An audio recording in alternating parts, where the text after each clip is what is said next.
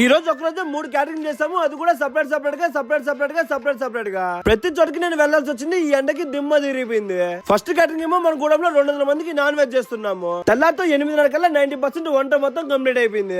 ఇక అంతలోపల second catering అయినా మన సముద్రం నుంచి ఫోన్ వచ్చింది, బ్రో మీరు కూడా రండి అని చెప్పేసి. సరే అని చెప్పేసి బండి వేసుకుని రయ్యమంటూ ఈ ఇంటి దగ్గరకు వచ్చేస్తున్నాం. అంతలోపల మా విక్రమ్ గడు అన్ని కటింగ్లు చేసి పెట్టేశాడు. ఇక వేడివేడిగా ఒక టీ తాగేసి కొద్దిగా రసము, 20 కిలోల చికెన్ బిర్యానీ, 10 కిలోల చికెన్ ఫ్రై రెడీ చేసాము. మటన్ ఏమో ఇంకా కొద్దిగా లేట్ అవుతుందని చెప్పారు. సరే అని చెప్పేసి నేను విక్రమ్ గడు కలుసుకొని ఉద్దు వడలన్నీ కాల్ చేసాము. అవును, మీకు ఎక్కువగా ఉద్దు వడ అంటే ఇష్టమా, మసాలా వడ అంటే ఇష్టమా, కింద ఒక కామెంట్ చేయండి. ఇక అంతలోపల 3వ క్యాటరింగ్ దగ్గర నుంచి కస్టమర్ కాల్ చేసి ఖచ్చితంగా నువ్వు రావాల్సిందే, నువ్వు రాకపోతే అస్సలు ఒప్పుకొని బా అని చెప్పాడు. సరే అని చెప్పేసి మళ్ళీ మన సముద్రం దగ్గర నుంచి బండి వేసుకుని రయ్యమంటే 30 కిలోమీటర్లు ట్రావెల్ చేసుకుని చంద్రగిరి దగ్గరకు వచ్చేసాను.